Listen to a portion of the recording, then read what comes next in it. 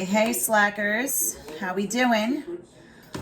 So I'm going to attempt to do a video. Well, everybody is home and awake. They're all being quiet on the couch right now looking at me. But we'll see how long this lasts. I know Olivia's probably going to pop in any second and put her head underneath. But anyway, hope everybody's well, taking care of themselves and listening to all the... Here she comes. Weirdo. Get out of here. Okay, come on, go. Go. She's like the bad kid in class. Livy. Go. Does anybody want a 7-year-old? They'll sell her on the black market. These days, kids go for real cheap, because parents just want to get rid of them. Anyway, what was I saying? I hope everybody's well and being good. I put it out there in my last text, me being the statistics person, how I can't ignore the math involved in this because it's a lot of math right now. They believe that we are in the apex. There are 2 ways the apex has gone. Remember, this is all new, so they've only looked at it. They're comparing it to models of other countries. So like what's happened in China, what's happened in Italy, the hard hit places, Europe. And basically now, United States, particularly New York, is an epicenter, of course. They're graphing the data to see what kind of trend it is. And it's a graph. If you guys catch the news or watch the news or you're reading up on this at all, it's a parabola with a negative x squared. So it basically, the cases go up and then they come back down. The apex is the highest point. It's the worst part. They believe this week, partly into next week, should be the worst part of it. Hence why now schools are closed till April 29th, right? They're not really sure though. As a person who has a minor in statistics, I'm going to tell you why.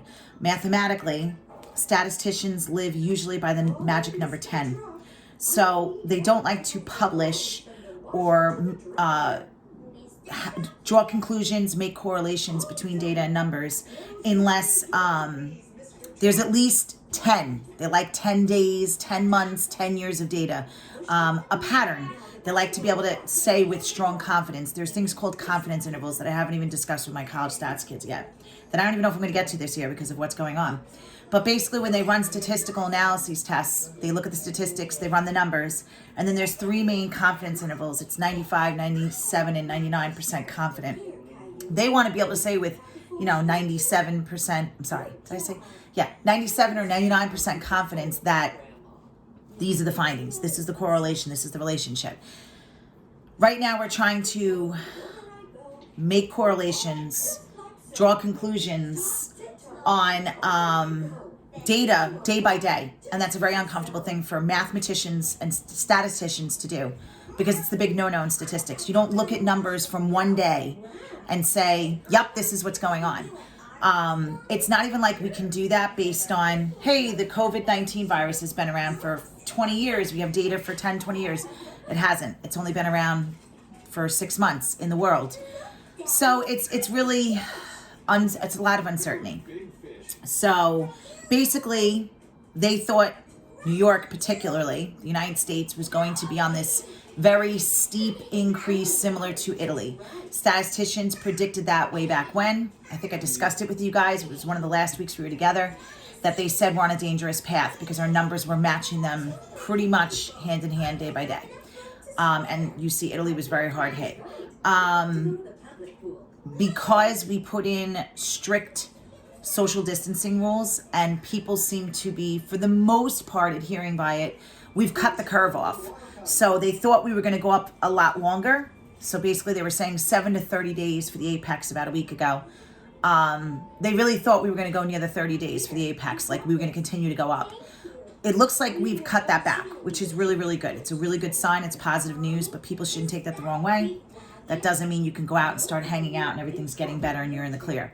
This is actually the worst time. So please, please, please, I can't stress this enough, my darlings. If you want to come back to school, if you want this to be over, if you want to have prom and all these things and your graduation parties and all of these important things that you guys have, really looked forward to, and I know you still are and hoping for. And so is Floyd. So are we at Floyd.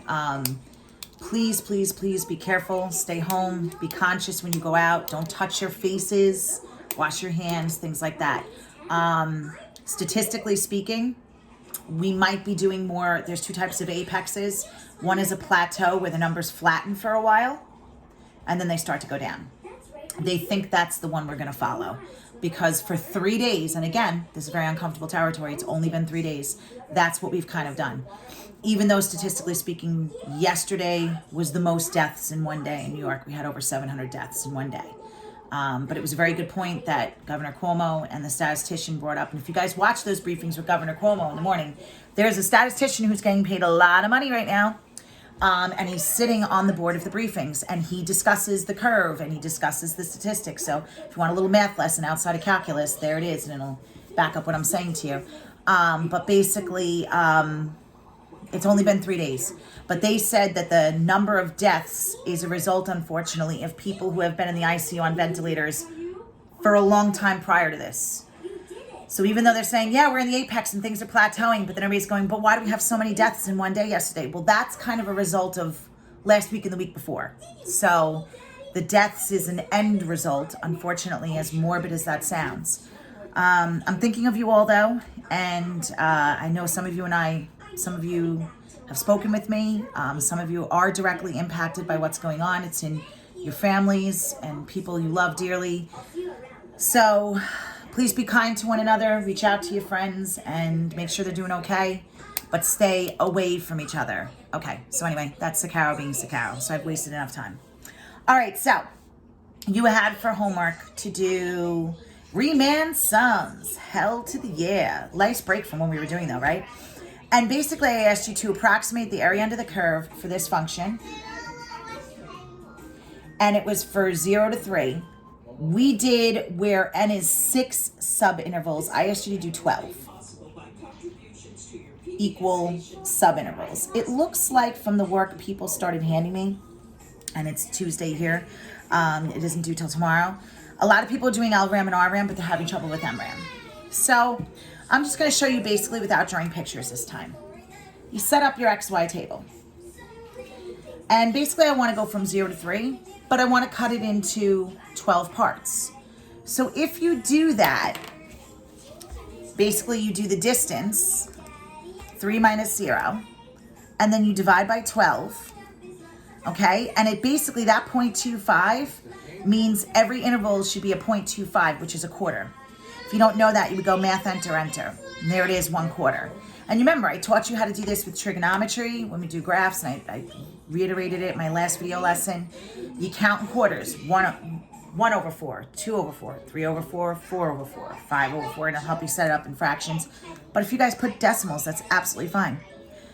So basically, we have, I'm going to do fractions because you know I love to torture you. 1/4, 2/4, 3/4, 4/4, 5/4, 6/4, 7/4, 8/4, 8/4, 9/4, 10/4, 11/4, and 12/4. Okay? But again, you could put decimals. You could do 0.25, 0.5, 0.75, 1, and I would give you full credit. Now, how do I get the y values? What do I do with each of these x's to get the y's? I plug them into where? Into the function. Now, I'm writing x and y because you guys are familiar with that. Technically, Sakaro's being bad. We should do t and v of t. But I didn't want to throw that too much at you in the first video. So hopefully you guys kind of caught on to that a little bit. So if I take 0 and plug it in, what's 0 squared? 0. Then you do 0.25 squared. 0.0625. 0.5 squared is just 0.25. 0.75 squared is 0.5625. And I'm just going to give you the rest of them here. 1 squared is 1. Do you guys hear cartoons in the background? Caillou, Caillou. You know what's going on right now? I'll tell you what's going on in the background. My 2-year-old loves this cartoon, and my 7-year-old goes knuckin' futz when we turn it on. She wants to kill herself. So she gets really mad and throws a tantrum. But my 7-year-old loves this YouTube show called Family Fun Pack. I've complained to you guys about them, how they're like millionaires, and it's just an ugly woman who videotapes her kids all day. And my 2-year-old can't stand it. So it's kind of funny because they just torture each other all day watching shows that they both hate. But anyway, there we go. There's my table of values. Now this table I use for LRAM and RRAM. So remember, if you visualize the picture in your head, LRAM, L is for the left tip of the rectangle, touches the curve, the left tip. L is also for add all the Y's except 2, the last Y. So I'm going to add all these mofos, but not the 9 with the LRAM. Remember, it's very important to put your approximately equal to symbol because it is an approximation to what the actual area under the curve is. So how far apart is the base of each rectangle? If I think these are rectangles. From 0 to 1/4 is what? That's right, it's 0.25. So it's 1/4. Now I'm going to add all the Y's except the last one. Yes, you have to write the 0. So I'm going to show work for all of these. And yes, you must, when in doubt, write it out.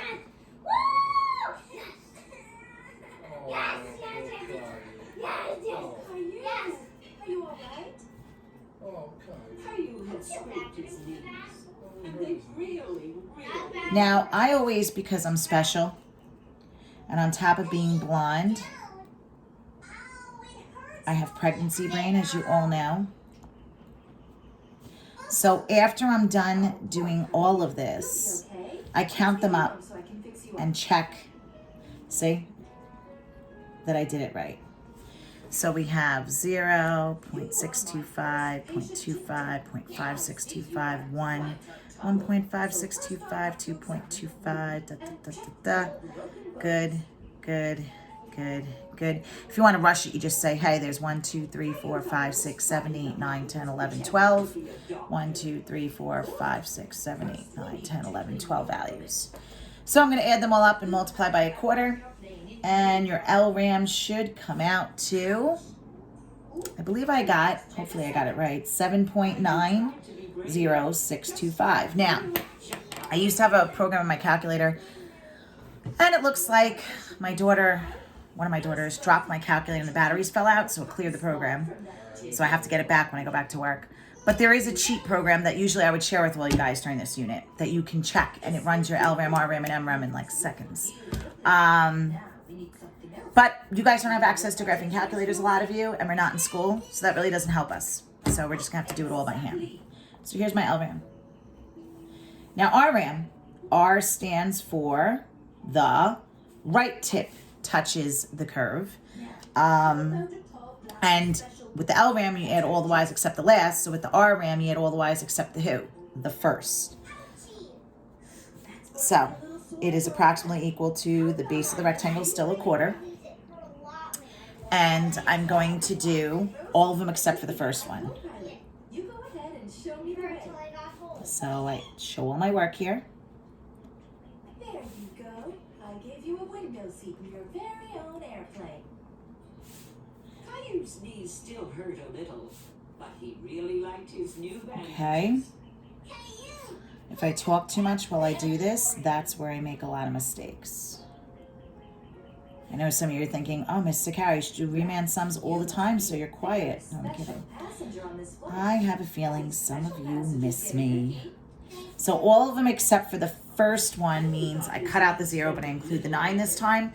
You should still have 12 values. And you end up getting something like, I think I got 10.15625. So one's an under approximation, one's an over. Okay, so it's somewhere in between 7.9, which is almost 8, and 10. So it's in between 8 and 10. So now MRAM's the one that's the closest. That's the one that does the midpoint. But you also need a new table.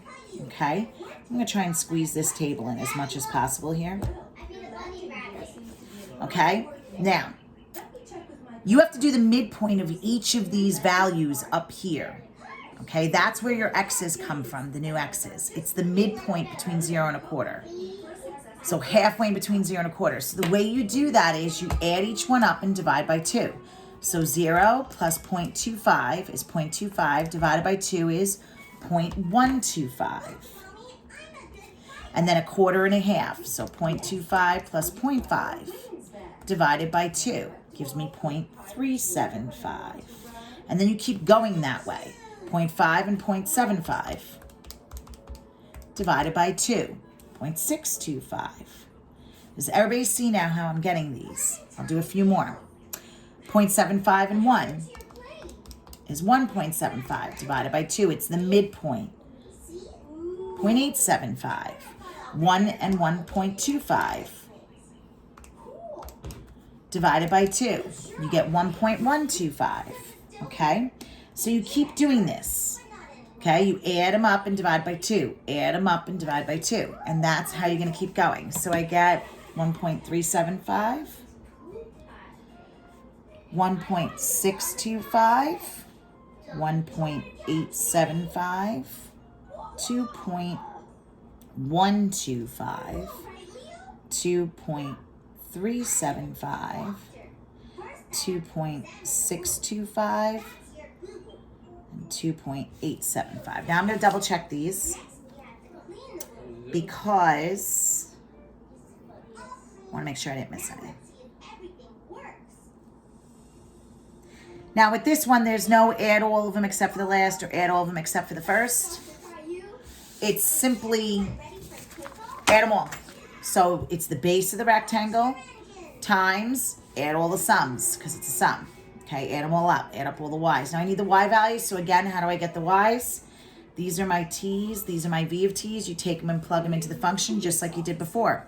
So 0.125 squared, 0.375 squared, 0.625 squared. This is all stuff your cell phone calculator can do. So I'm going to give you the answers here. 0.015625, 0.140625,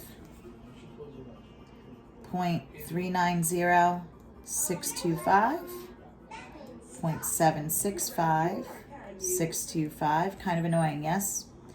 1.265625, 1.890625. Okay. 2.640625.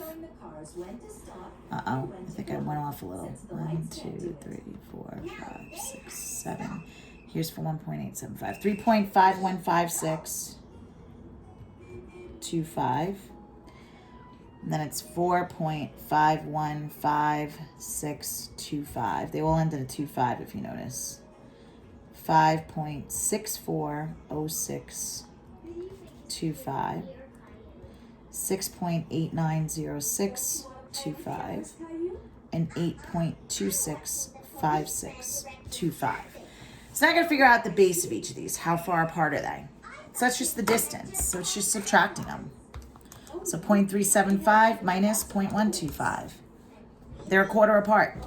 If I do the next set of them, 0.625 minus, just to double check, 0.375. They're 1/4 apart. So my MRAM is still 1/4 times, I'm going to add all these up now. And yes, you have to write them out. He'd like to help people, like police officers do. And I know you're all whining right now, but you know what? I did all of this work already. And it's stuck in my classroom, all my answer keys. You know how OCD I am about my answer keys. So now I'm redoing work I've already done and then doing it again, teaching you guys. So, oh my God, I don't want to hear you whining because I know it's a pain in the butt.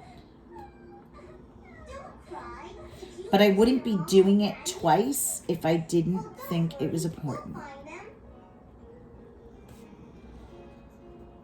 5.15625, 5.640625 plus 6.890625 plus 8.265625. Put that all in the calculator.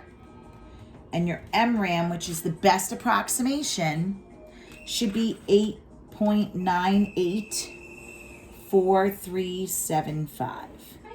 So remember, LRAM, as long as it's concave up, is an under approximation. RRAM is an over. We said it's somewhere in between. It looks like 8 and 10. And there it is. It looks like it's close to 9. Okay? So this was the homework that was due. That's due tomorrow night. So I will post this video sometime tomorrow. So that way I give you guys a chance to work on the homework. But I know the people who have submitted a homework already are having trouble with the MRAM. So I wanted to go over that first. Okay, so moving on. Let's take a look at example 1 in the notes packet. Okay, so if we go to example 1 in the notes packet, that I put up for video lesson 6, it says what happens as the number n of subintervals increases. Now this is very important for you to understand. So if we look at what we did, we used the same function, v of t equals t squared. And we had 6 subintervals, and then we had 12 subintervals. And I did that on purpose because I wanted to show you this relationship. So when we had 6, the LRAM was 6.875. When we had 12, it was 7.9. So it went from 6.8 to 7.9. Now our RRAM went from 11.375 to 10. So you see how it's getting closer. Okay, so we started out at 6 and 11, and then we went to 7.9 and 10. It's narrowing into the actual value. Okay, as our subintervals, as you increase your n, as you divide it into smaller and smaller rectangles, as you can imagine, if I went to a smaller rectangle here, there's going to be less error on the pictures. Do you see what I'm saying? There's less empty space for each approximation. So you're getting closer to the actual number. And then our MRAMs are the closest to the exact value. So that was 8.93. And this MRAM was 8.98. So you see, again, it's getting closer to the actual number. Okay, that's very important for you to understand. So Riemann sums is an approximation to the area under the curve. Remember, we're getting at definite integrals. Whenever you hear the word definite integral, what do I want you to think of? Area under the curve, okay? And that's an antiderivative. It's a derivative in rewind, going backwards. So these approximations help us find what the actual solution would be to a definite integral, the antiderivative. MRAM's the closest, always, always, always. And the more subintervals you do, the closer you get. Okay, so let's put that in our notes so you have it. So for example 1, Why did you give that car a ticket? as the number n subintervals increases, all Your police car. 3, we call it RAMs. So your LRAM, A bike? You your have RRAM, I do? and your MRAM My name is Pat. approach Thank you very much, Caillou. It was very nice to meet you. the same number. You narrow the gap. It gets closer and closer to the same number, which is the actual Made a new friend, and he couldn't wait area to tell Mommy and Daddy under the curve. had help. So remember, when they say find the approximate value, you're doing a Riemann sum. It's an approximation. When we actually do a definite integral over a interval of numbers, you're going to find the exact area under the curve. The more subintervals you do, you slice it up into, the more rectangles you divide it up into, the closer you're going to get to the actual answer, because there's less space that's error and not being counted or being counted wrong. Okay? All right, so I was going to go to example 2 and do the sine curve, but I may hold off on that. Let's go to just a table of values. Okay, so open up your notes to... I don't have a stapler at home, and I refuse to buy things I already have at school. Let's skip examples 2 and 3, and let's look at example 4. A little crazy, but I want you to understand how to do something that's just a table of values. So you ready? Estimate the cardiac output of the patient whose data is given below, and give the estimate in liters per minute. Kind of annoying how they want the answer, and I may just skip that whole thing. But it's kind of similar to what's going on in the world today. A lot of nurses, nurse practitioners, doctors, RNs, they're looking at blood samples and testing and all that stuff. And they have to do this stuff. I mean, normally a computer does it for them and spits out the answer, but when you're short on supplies, they have to understand how to do these things. And this is why, even in a nursing program, you take up to like Calc 2 or Calc 3 now, because you have to be prepared for things like what's going on right now. Okay, believe it or not. All right, so basically, you have to think of this as your X's and your Y's. So we're going to do an LRAM and RRAM. We're not going to do an MRAM. The reason why we're not going to do an MRAM is I can't predict what the midpoint value would be. In other words, when you do the MRAM, it's a midpoint. I can do this part. I can add them up and divide by 2. Or I can say to myself, what's halfway between 5 and 7? That's right. Halfway between 5 and 7 is 6. But then there's no function to take 6 and plug it into to get a number. So I really can't do an MRAM. So we're going to try an LRAM and an RRAM. Remember to put your approximation symbol. Now, first I have to figure out how far apart the X's are. And make sure when they give you a table of values, you check every single one of them. So they're 2 apart, it looks like, right? It's the distance. 13 minus 11 is 2. Looks like they're all 2 apart. I'm just checking all of them. 27 minus 25 is 2. 2 and 2. Okay, so we have a 2 as our GCF. That's the bottom of the rectangle. Base times height, length times width. Now, LRAM, add them all except for who? L is for which one? Add them all except for who? The last one. Okay, so I'm going to start with 0 and do 0 plus all these mofos, but not include the last 0. Do you have to write the first 0? Yes, you do. Because if you don't, even on an AP exam, when I taught AP Calc for a couple of years, if you don't write the zeros, they mark you off because they need to know that you understand that an LRAM is adding all of them except for the last one.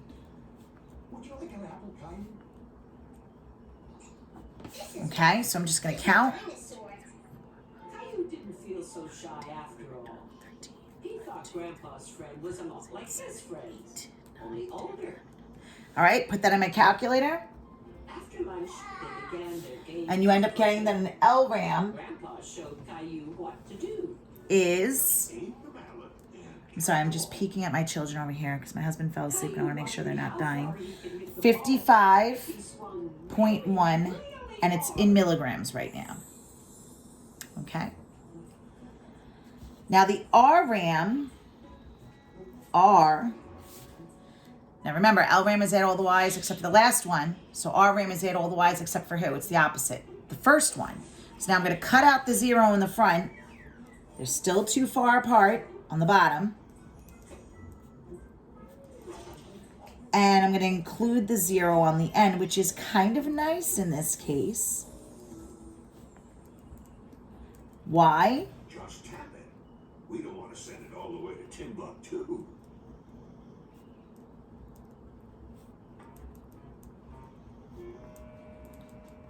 I missed.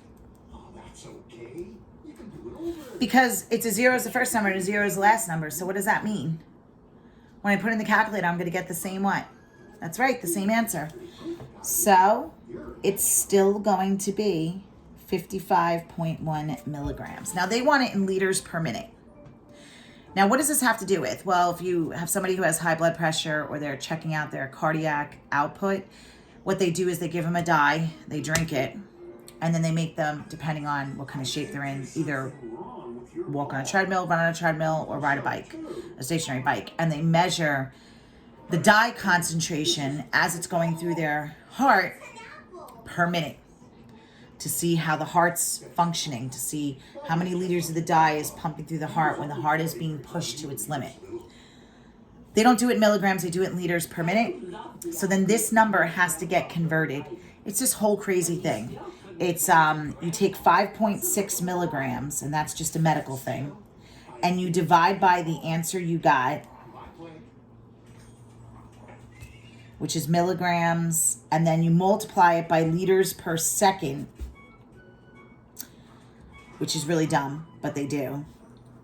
And then you times that by their 60 seconds, in a minute to change it into minutes, liters per minute. I try to play around with this a lot, and I can't follow why medically it works mathematically. Because to me, the milligrams cancel, and then the liters cancel, and you're left with seconds per minute, which doesn't make any sense. So I don't know how this converts to, but if you do the math, if you do this divided by this and then times it by 60, you end up getting 6.098. And for some reason, they say all of this leaves you with liters per minute. So, okay, I believe them. Some smart person, smarter than me, obviously, declared that. So we'll go with it. Don't worry about this so much. If I ever gave you a problem like this, I would ask you to stop there.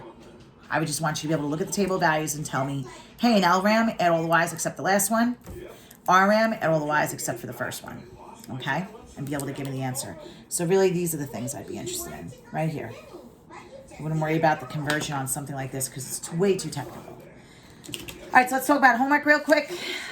Homework is going to be, I think I wrote it last time somewhere, didn't I? I wrote it in the notes part, so we'll just stick with that. I gave you an assignment. I added on this assignment a worksheet, okay? And basically, it'll be a worksheet for video lesson 7, and it's the textbook handout. So you're going to try on the textbook handout, let's see. Homework is going to be on the textbook handout. What's the page number? It's on the top of this. Page 254. You've never played croquet before. Okay, and it's going to be number 5. And I would like you to have 6 subintervals. I want the LRAM, the RRAM, and the MRAM for number 5. LRAM, RRAM, MRAM, and cut it into 6 equal parts. And then I would also like you to do number 7. Make that 4 subintervals, LRAM, RRAM, MRAM. And then last but not least, number 9. And for number 9, I only want an LRAM and an RRAM, okay? So for the first 2, you're gonna do all 3. LRAM, RRAM, MRAM. 6 subintervals, 4 subintervals. And I'll type this up on the assignment also. For number 9, it's gonna be like what we just did in the packet. It's going to give you a table of values like this, and I want the LRAM and the RRAM, but it also gives you a graph, so I want you to try the MRAM. We'll go over that in the next video. Okay, guys? Miss you all dearly. Be well. Take care. Brush your hair. Remember your homework. Get it done. I'm going to ask for this to be done by Friday. All right? Have a good one, darlings.